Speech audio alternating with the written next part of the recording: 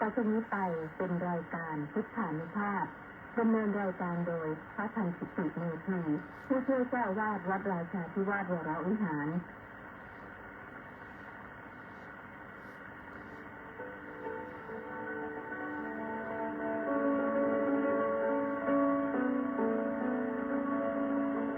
ได้เวลามาฟังพุทธานุภาพเพื่อรับทราบพุทธธรรมคำสั่งสอนเสริมมงคลให้ชีวิตตอนหลับนอนและพักผ่อนสุขสบายกายใจเพลิน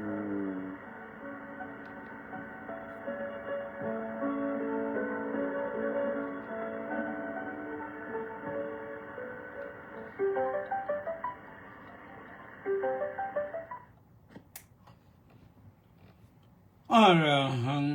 สัมมาสัมพุทโธภควาพุทธังภะคะวันตังอภิวาเดมิสุวัคคาโตภะคะวะตาธัมโมธัมมังนัมมัสสามิสุปฏิปันโนภะคะวะโตสาวกสังโฆ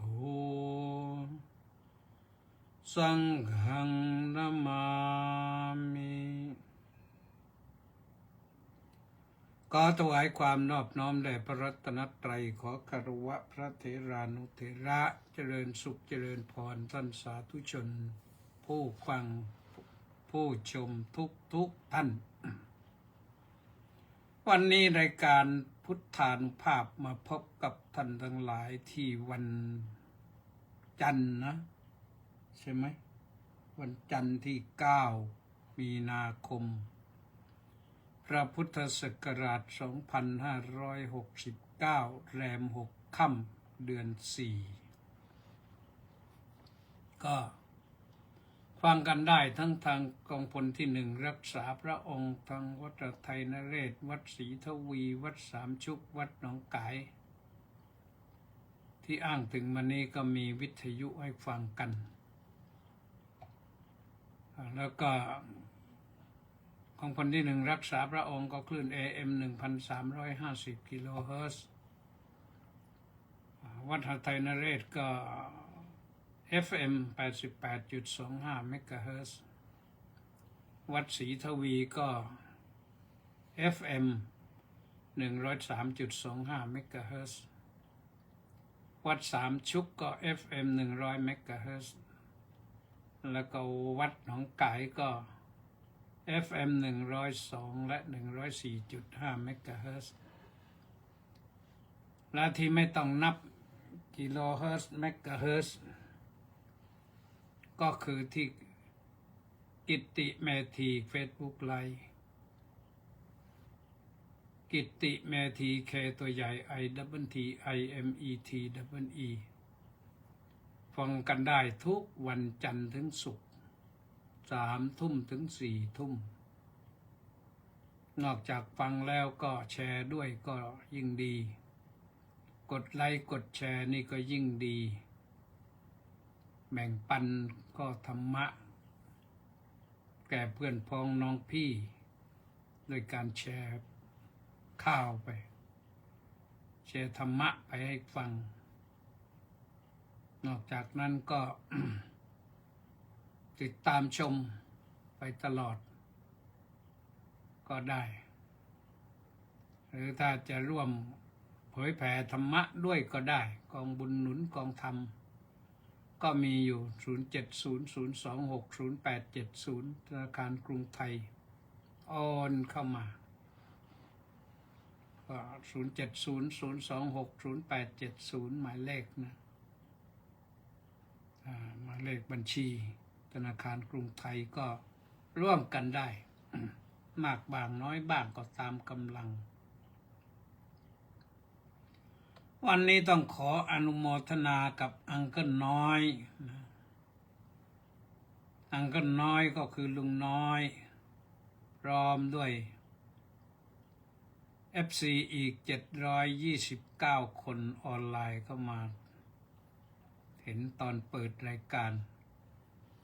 ปรากฏอยู่หน้าจออนุโมทนาสาธุทุกท่านนะ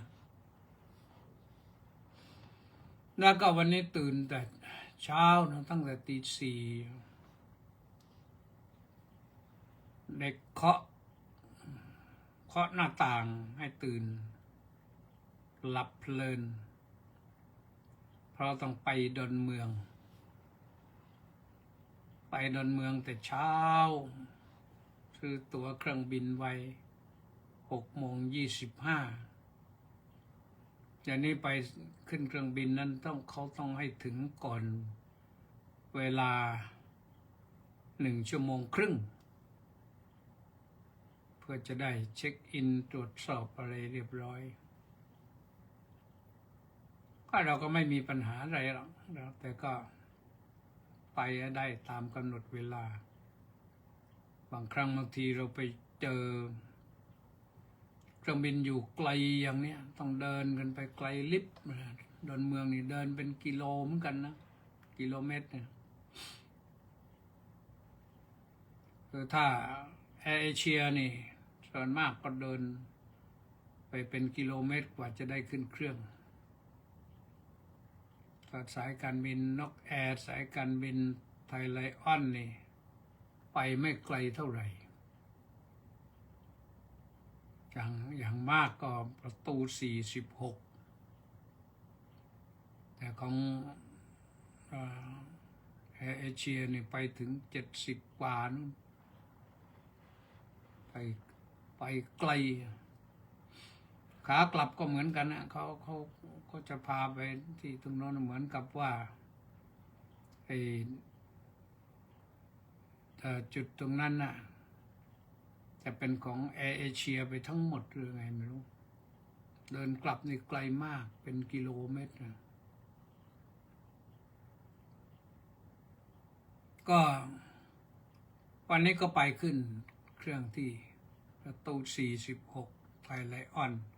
จะไปกระบี่งานรับพระราชทานน้ำสงฆ์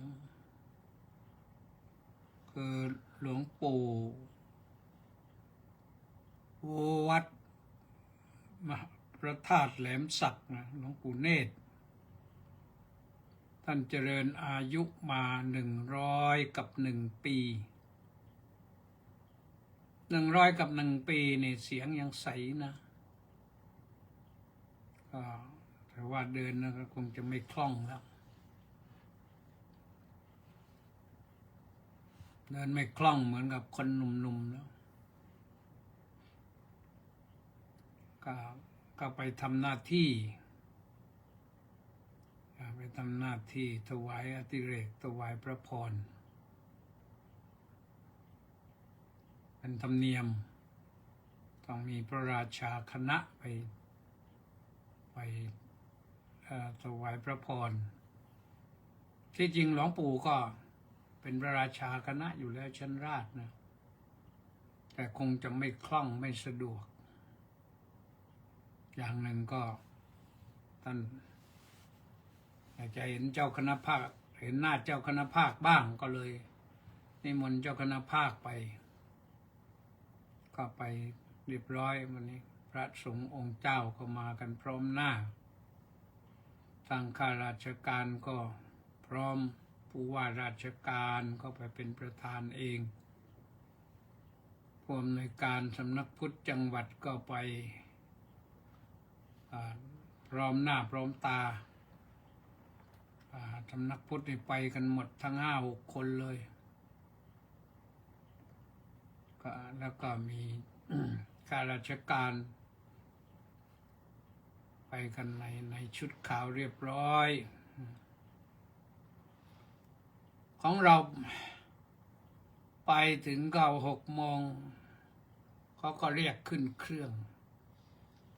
ผ ปกติ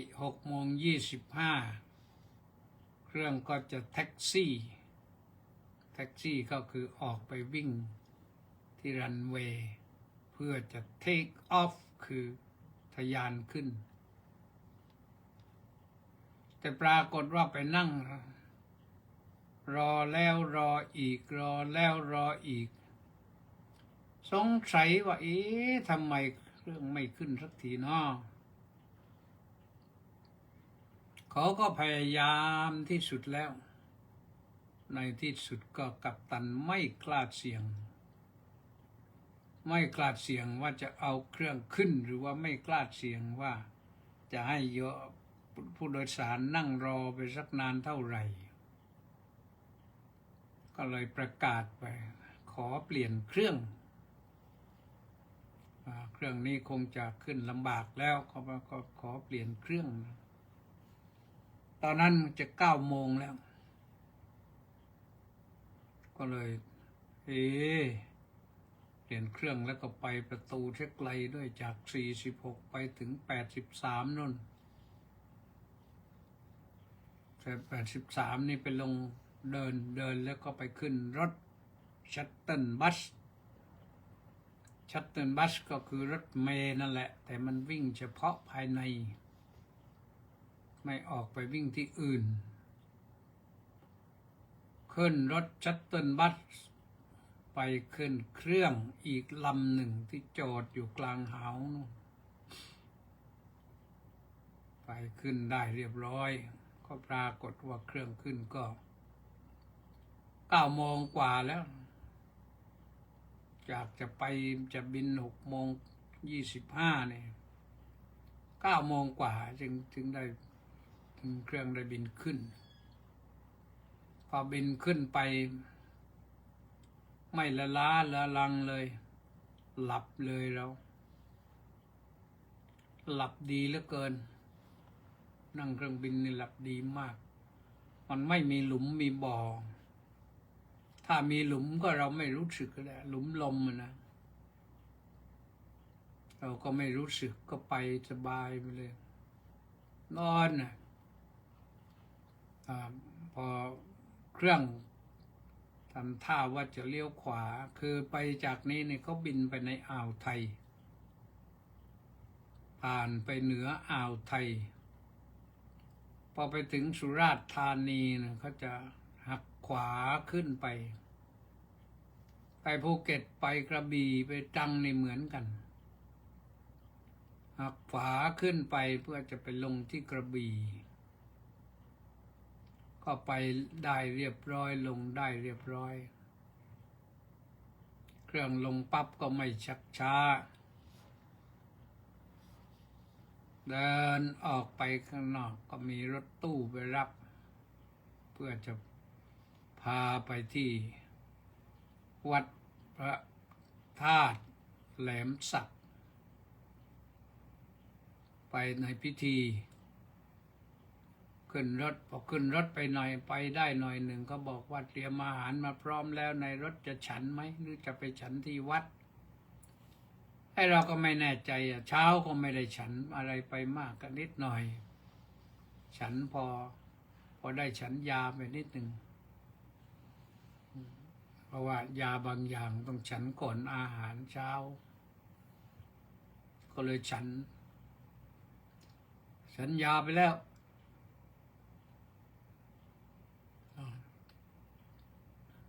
ก็ไปถึงนั่นก็ฉันในรถอีกทีนี้ฉันไปได้สักครึ่งทางจากสนามบินไปวัดมหาธาตุแหลมสักนี่ก็ประมาณสัก60 กิโลกว่านะเป็นชั่วโมงรถวิ่งเป็นชั่วโมงถ้าจะรอไปถึงก็หมายความมาไปถึงที่วัดก็น่าจะ11:30ก็พอได้แต่เมื่อเขาเตรียมพร้อมไว้แล้วก็มีข้าวกล่องมีข้าวกล่องไปแล้วก็เลยฉันข้าวกล่องข้าวขาหมูบ้างข้าวอะไรต่ออะไรก็อ ากันคนละกล่องไปนี่ไปโดยท่านเจ้าคุณราช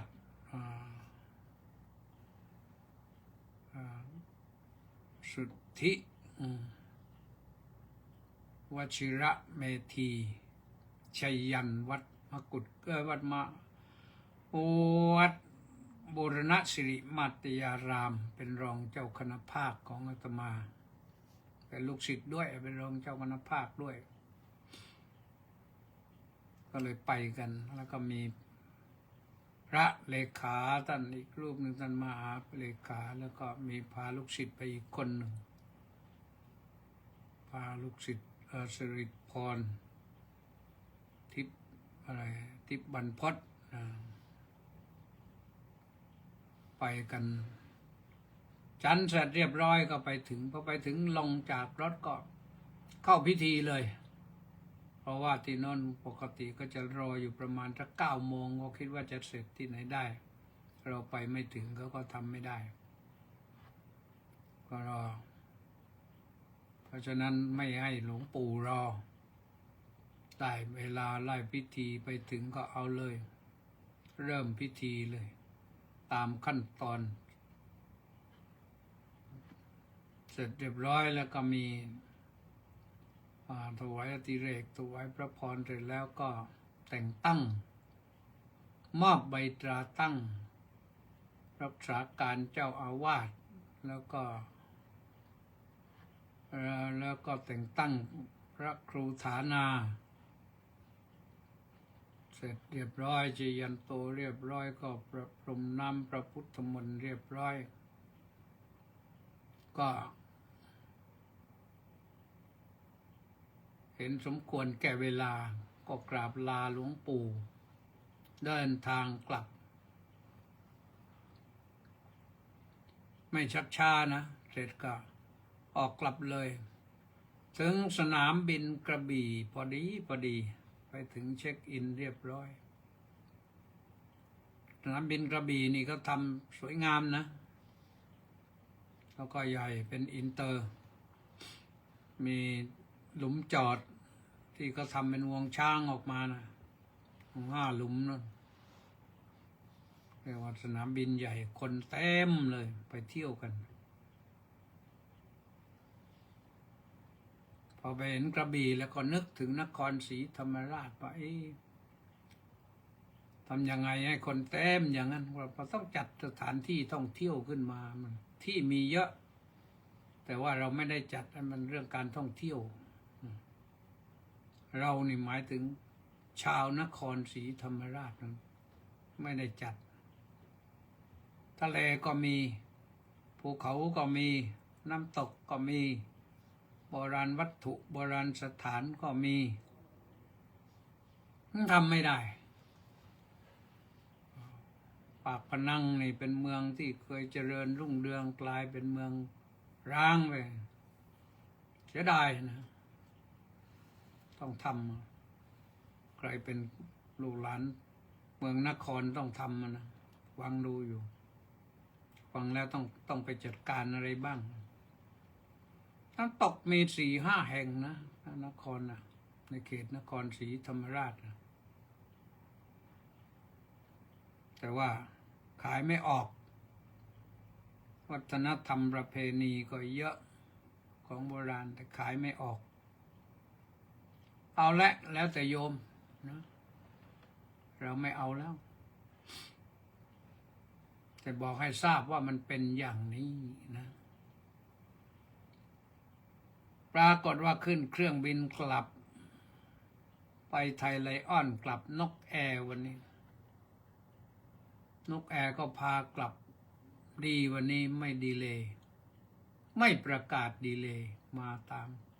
กำหนดหมายรวดมาขึ้นจากนั้นพอรู้สึกว่าเขาพามาบินมา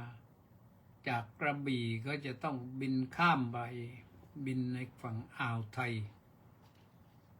ข้ามแผ่นดินเข้าสุราษฎร์ธานีตรงนั้นแหละเข้าสุราษฎร์ช่วงสุราษฎร์ธานีแล้วมาออกอ่าวไทยยังไม่ทันออกอ่าวไทยเราก็ หลับไกลแล้ว มาตื่นแล้วก็เครื่องจะลดเพดานบินนะก็น่าจะอยู่แถวๆหน้าประจวบหรือว่าไม่ใช่ประจวบว่าเพชรบุรีมานี่แล้วแหละก็ลงได้สบาย ก็บินสูงนะวันเนี้ยบินสูงประมาณ11-12 กิโลเมตรขึ้นไปข้างบน 39,000 ฟิตก็คงจะเกือบ12 กิโลเมตรมันเป็นอะไรก็อาจจะข้างล่างมีลมแรงก็ได้ก็พาขึ้นไปสูงสบายมันไม่เจอลมมากนะแต่ว่าพอลงแล้วนี่โอ้เครื่องพามาบินเร็วหาหลุมที่จอดไม่ได้อีกต้องรออยู่ประมาณ10 นาทีบนเครื่องลงมาแล้วเนี่ยประมาณ10 นาทีจึงได้หลุมจอดได้เข้าที่จอดก็ไปโน่นเอาไปที่อาคาร5นั่นเดินกลับมาน่องแทบหลุดเลยกว่าจะมาถึงที่ขึ้นรถยนต์ของเราที่ลูกศิษย์ไปจอดรออยู่เดินเอาเหนื่อยไปก็แต่ก็ได้ผ่านมาเรียบร้อยขึ้นรถก็นั่งสบายมาถึงวัดเพลียเลยทีนี้ก่อนเพลียแรงนะว่าจะเข้าโบสถ์ก็ไม่ได้เข้าหมดแรงหันตามไปดูผลการสอบบาลีตอนนี้ผลสอบบาลีออกแล้วผู้ที่ได้ก็ดีใจกันไปแหละรับข่าวว่าเป็นสามเณรมีเยอะนะปีนี้สามเณรได้เยอะปีนี้ของสามเณรวัดโมลีอีกแหละของท่านเจ้าคุณพรหมท่านเก่งได้สามเณรเก่งมาได้สามเณร20 กว่ารูปในข่าวได้ข่าวนะมันยังไม่ได้อ่านแต่ทั้งหมดประโยค9ปีนี้ก็ได้มากขึ้นได้121 รูปตามที่เห็นนะ121 รูปนั่นก็เป็นก็คงจะพระเกือบ100 รูปประโยค8ก็ได้เยอะ200 กว่าแต่ประโยค7นี่จะได้170 กว่าประโยค7น้อยกว่าประโยค8ประโยค9นี่จะเท่าไหร่ประมาณ22%หรืออะไรประมาณนี้นะก็ได้ถือว่ามากปกติก็9% 10% 12%ตรงเนี้ยทีนี้ได้เพิ่มขึ้นขอแสดงความยินดีกับผู้ที่สอบได้ทุกท่านทุกคนนะและขอให้กำลังใจกับท่านที่ยังสอบไม่ได้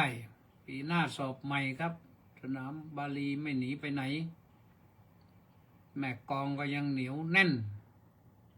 ก็เป็นอยู่อย่างนั้นแหละแล้วก็เราก็สนับสนุนท่านต่อไปต้องสนับสนุนท่านต่อไปในการศึกษาเราเรียนสนับสนุนท่านเรื่องการศึกษาเราเรียนหมายถึงการสนับสนุนพระศาสนาของเราพระศาสนาของเรานี่ต้องการผู้มีความรู้เมื่อมีความรู้แล้วมีปริยัติดีแล้วก็จะไปปฏิบัติก็ได้ท่านจะเข้าป่าดงพงไพรไปที่ไหนก็ได้ผู้ที่สอบได้แล้วนี่เชิญนะเลือกทางไหนท่านไม่ห่วงแล้วนะ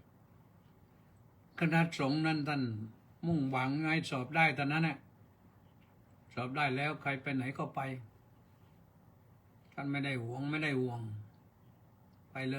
ยจะเข้าป่าก็ได้ไปต่างประเทศก็ได้ท่านพระประโยค9ไปเข้าฝึกอบรมพระธรรมทูตด้วยหมด ไปทำงานต่างประเทศมันก็เข้าท่านะหรือไม่งั้นตั้งก็ไปเรียนต่อในชั้นปริญญาโทปริญญาเอกเป็นประโยค9นี่เท่ากับปริญญาตรีอยู่แล้วสังคมสงเคราะห์ศาสตร์เพราะฉะนั้นท่านไปต่อปริญญาโทปริญญาเอกได้เลยอาจจะเรียนวิชาอะไรเพิ่มสักวิชา2วิชามากกว่าคนอื่นเขาก็ได้นะ เอายังกลับไม่ถึงวัดเลยโยมถึงสนามบินแล้วก็ขึ้นรถตู้อีกอุบาสกนุ่นไปรับลูกศิษย์นุ่นไปรับพามาถึงวัดอ่อนเพลียแรงเลยแล้วก็ได้ส่งน้ำส่งท่าก็กระชุ่มกระชวยขึ้นมาหน่อยก็มาว่าในการได้ต่อนะก็โดยประการชนิด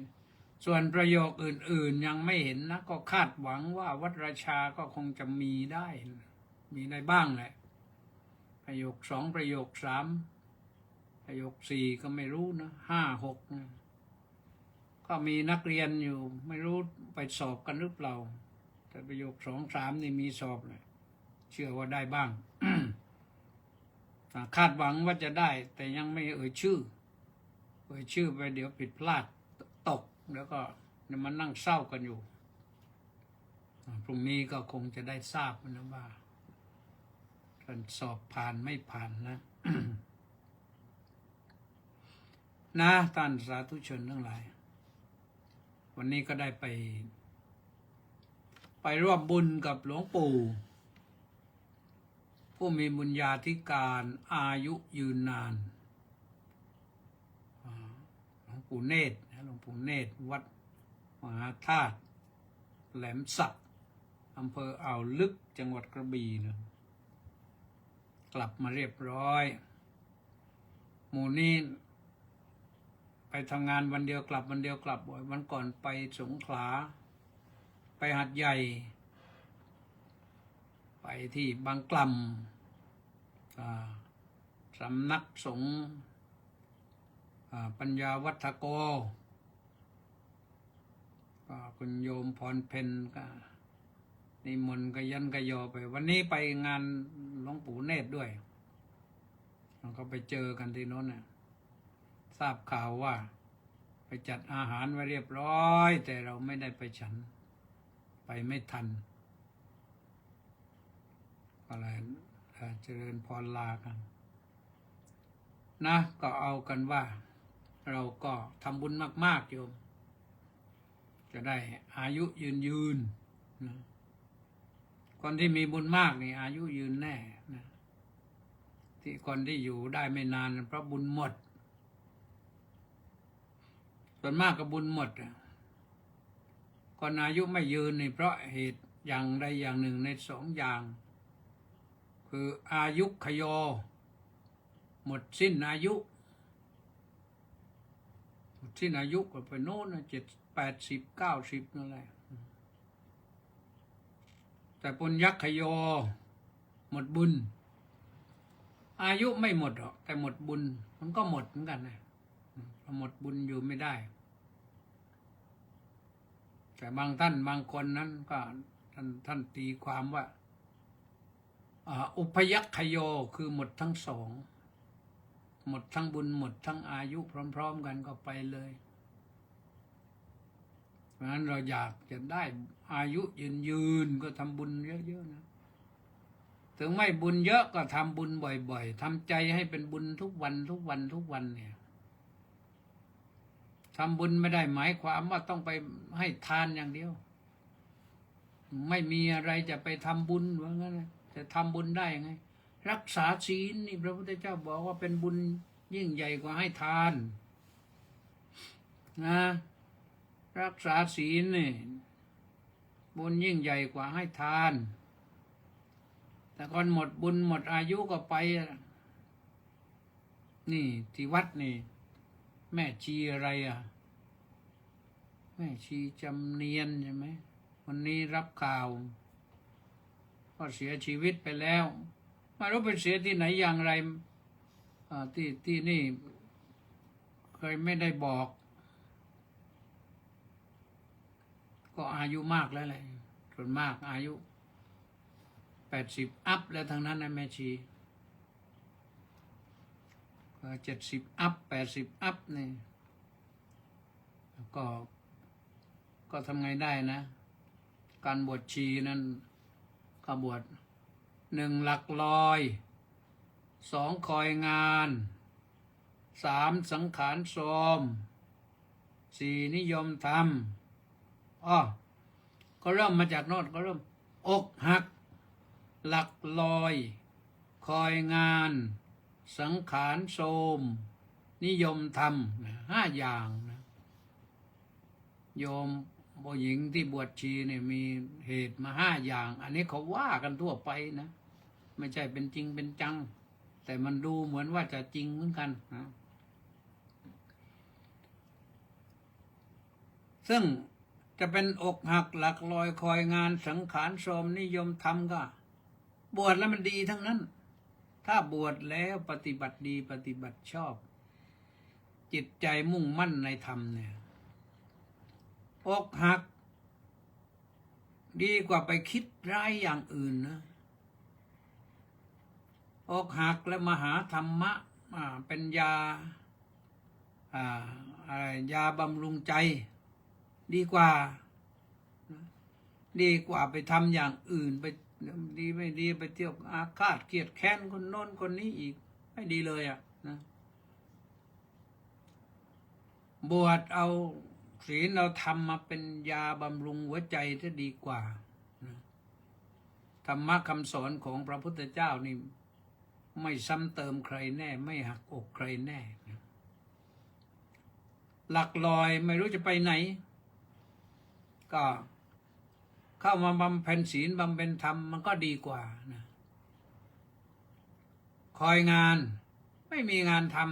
ำนี่ต่อไปนี่นะไม่รู้ว่าจะเกิดอะไรขึ้นนี่นะไม่รู้จะทำอะไรก็บวชซะดีกว่านะสังขารโทรมเห็นว่าสังขารโทรมแล้วก็วัดก็ยังอยู่ได้สังขารโทรมก็อยู่ได้แม่ชีไม่ต้องบิณฑบาตนี่อยู่ในวัดที่จริงพระบิณฑบาตก็อาหารเหลือก็เลี้ยงแม่ชีได้บ้างพอสมควรนะนิยมธรรมไม่ต้องพูดถึงนะนิยมธรรมเด็กก็ได้ผู้ใหญ่ก็ดีบวชก็ลองดูนะญาติโยมทั้งหลายใครที่นั่นคือเราจะไปดูให้มันเหมือนกันทั้งหมดมันก็คงไม่ได้เพราะว่าที่มามันต่างกันก็อย่างที่ว่าแหละก็บางคนก็ที่มาก็คืออกหักบางคนก็ที่มาคือหลักลอยบางคนก็ที่มาคือคอยงานบางคนก็สังขารโทรมที่มาบางคนก็นิยมธรรมก็5 อย่างนี้นะก็คิดว่าอันดับแรกขั้นพื้นฐานตัดสินไว้ให้ 20% เนี่ยก็บวชดีแล้วแหละนะนิยมธรรมเนี่ยให้คะแนนง่ายๆอย่างนั้นก่อนแต่หมายความว่าคนอีก4 ประเภทข้างต้นนั้น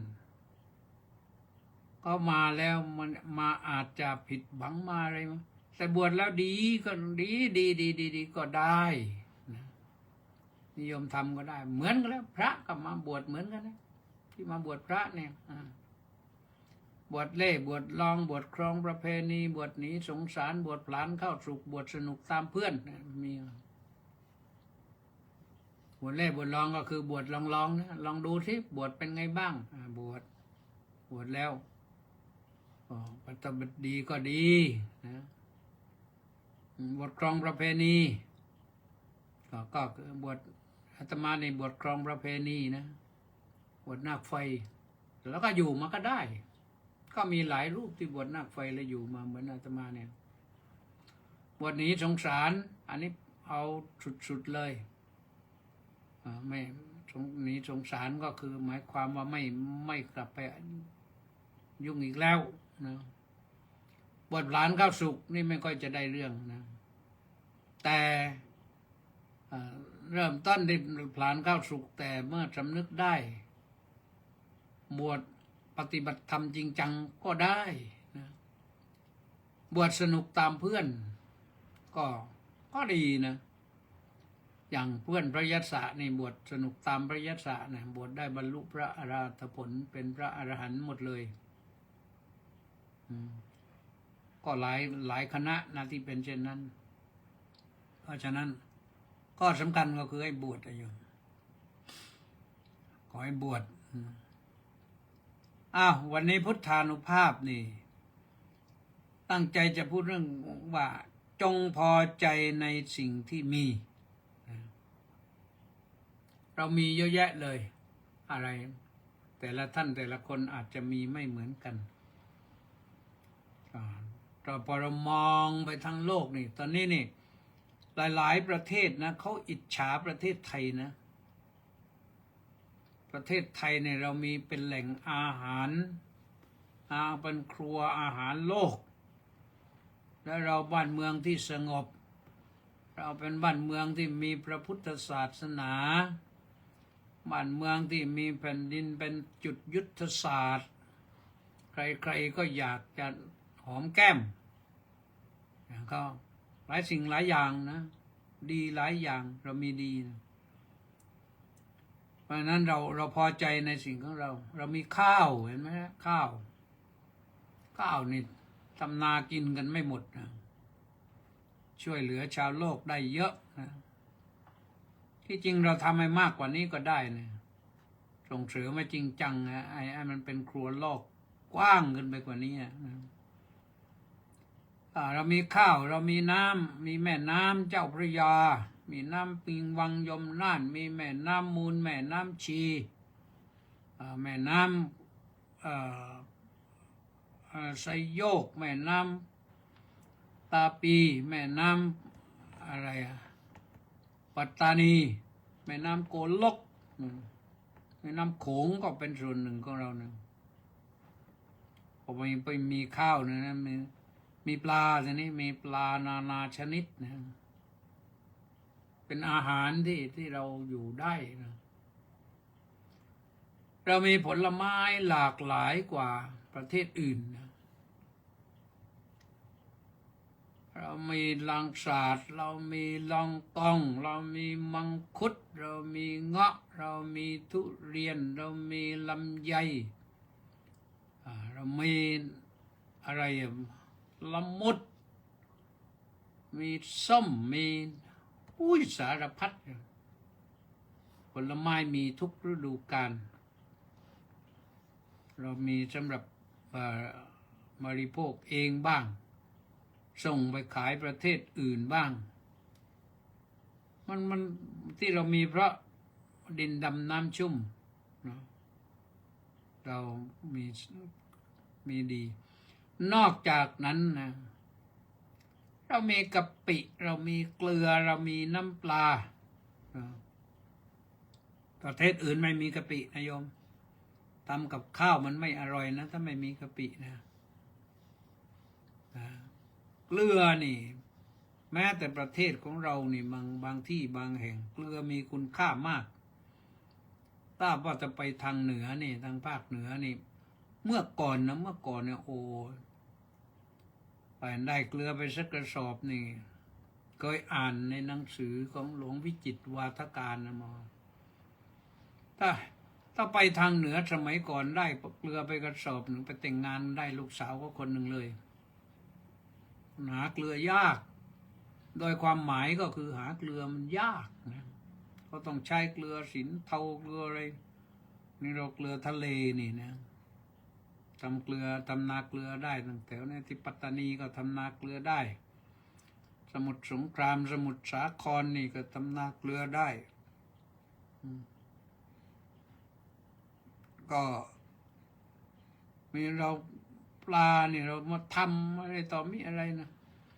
อาหารของไทยนี่หลากหลายที่สุดนะ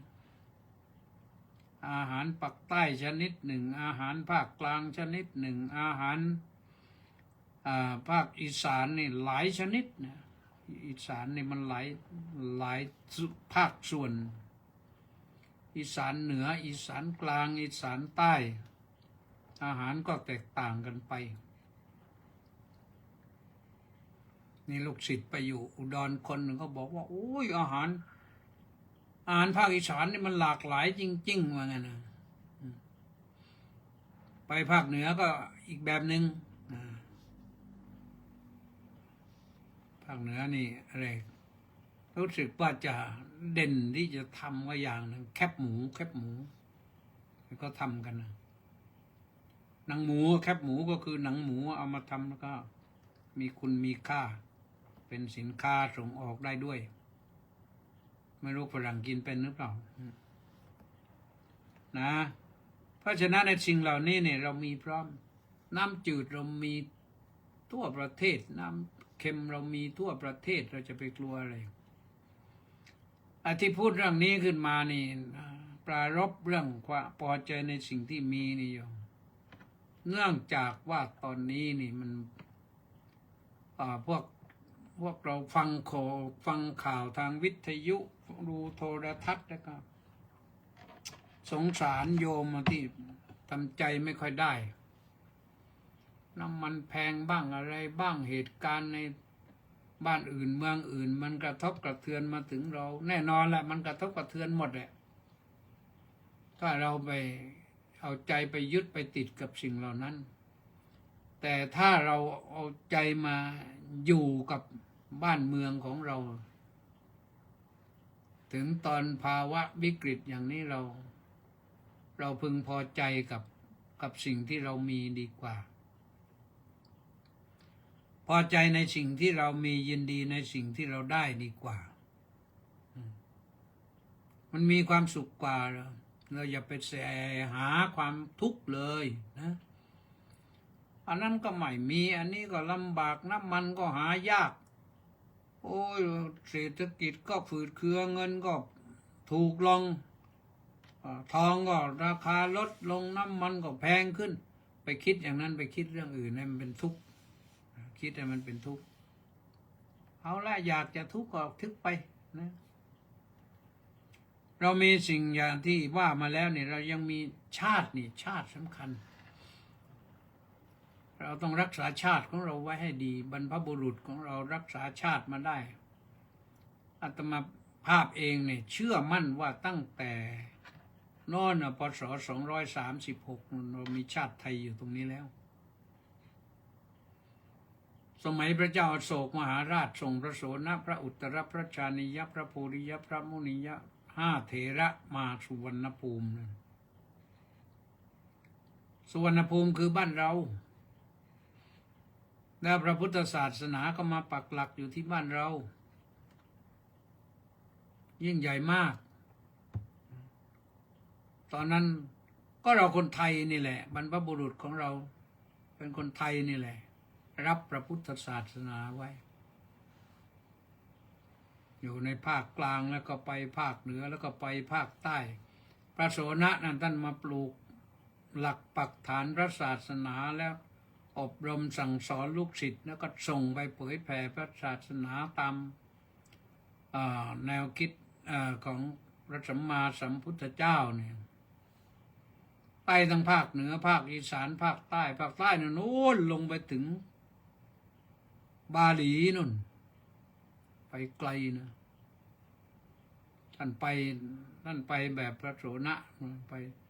ปแล้วไม่ต้องกลับไปเอาพระพุทธศาสนาไปวางไปแล้วก็ใช้ได้ก็ไปทั่วนะเพราะชาติไทยเรานี่มีมาตั้งแต่นู้นนะชนชาติไทยซึ่งจริงๆแล้วก็มีหลายกลุ่มหลายก๊กอยู่นะ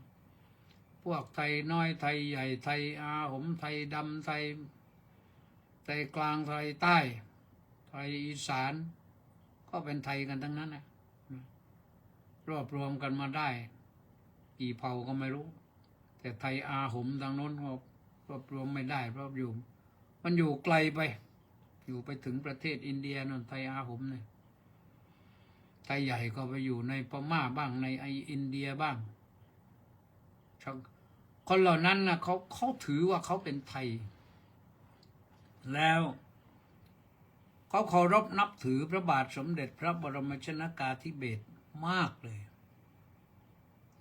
เอากันว่าทุกบ้านนี่มีพระบรมฉายาลักษณ์ของพระบาทสมเด็จพระบรมชนกาธิเบศรกันเคารพนับถือบูชาขึ้นไปทางเมืองจีนอะไร12 ปันนามาเคยไปก็ไปพบไทลื้อมาเหล่าไทลื้อนั่นอยู่ในยังตกอยู่ในโน้นก็มีที่อพยพลงมาอยู่แถวน่านแถวพะเยานี่ก็มีเยอะนะที่รู้ตอนนั้นก็มีลูกศิษย์คนหนึ่งมาเรียนปริญญาเอกด็อกเตอร์จบไปแล้วคงไปทำงานเรื่องศาสนาหรือเรื่องอะไรไม่รู้ก็อยู่พะเยานะทำไปทำมาก็วันนั้นก็พากันไปเยี่ยมไทลื้อใน12 ปันนาก็ได้ไปกันท่านรองศาสตราจารย์ดร.สุวินทร์รักษัตริย์จัดการให้จัดทัวร์ขึ้นก็ได้ไปกัน นะเรามีชาติไทยที่มั่นคงไม่เคยมีชนชาติไหนมาสะกิดเราให้หลุดพ้นไปได้นะเรามีพระพุทธศาสนามาตั้งกันก็เรียกว่าถึงตอนนี้ก็เท่าไรแล้วโยม2569ตั้งแล้วก็เอา236ลบดูที่เหลือเท่าไรอยู่ตั้งแล้วก็ลบนะ2569นี่นะ2569แล้วก็ลบด้วย236 6ก็เหลือ3มาก็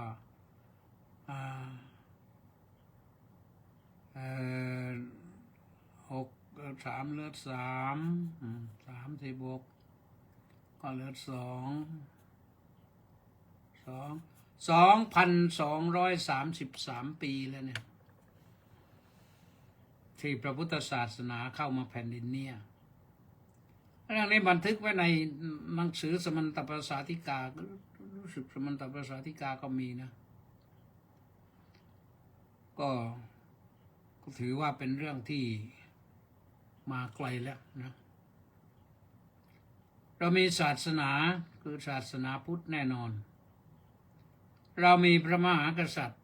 ตั้งแต่นู้นแหละตั้งแต่สุวรรณภูมิมาล้านนามา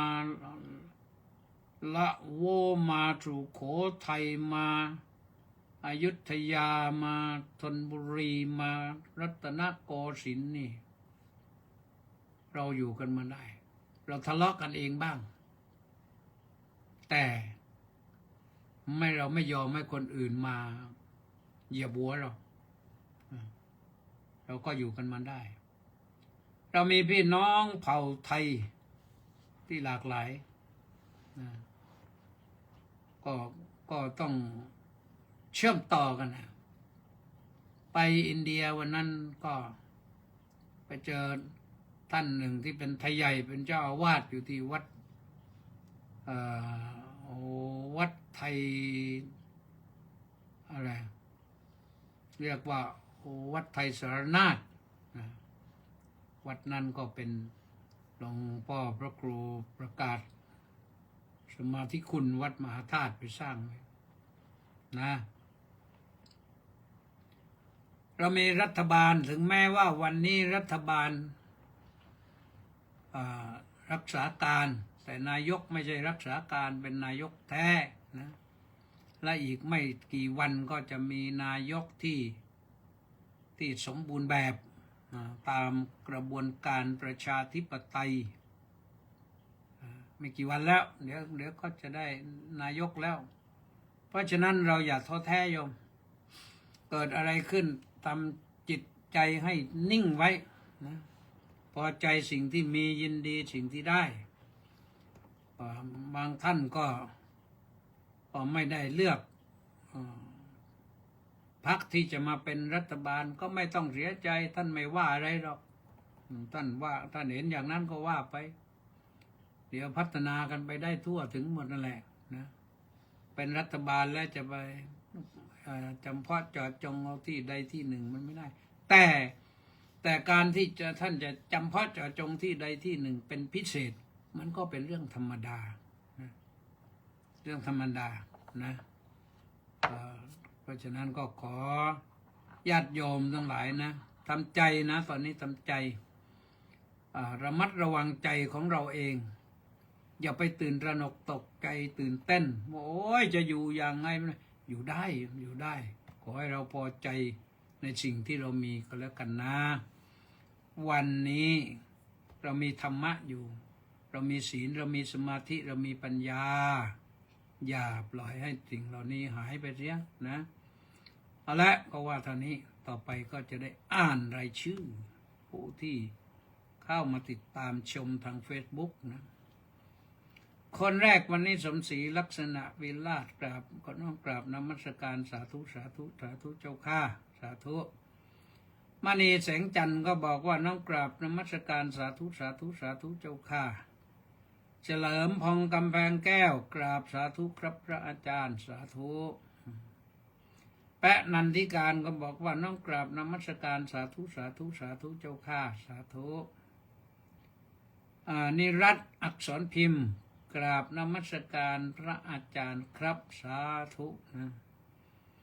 ลีลาวดีดอกสร้อยหายไปแล้วนึกว่าพ้นแล้วนางกลับมาแล้วน้อมกราบนมัสการโดยความเคารพอย่างสูงเจ้าค่ะสาธุสาธุสาธุสาธุเป็นยาพักบุญศรีสรโชตกราบนมัสการท่านพระอาจารย์น้อมกราบสาธุเจ้าค่ะสาธุ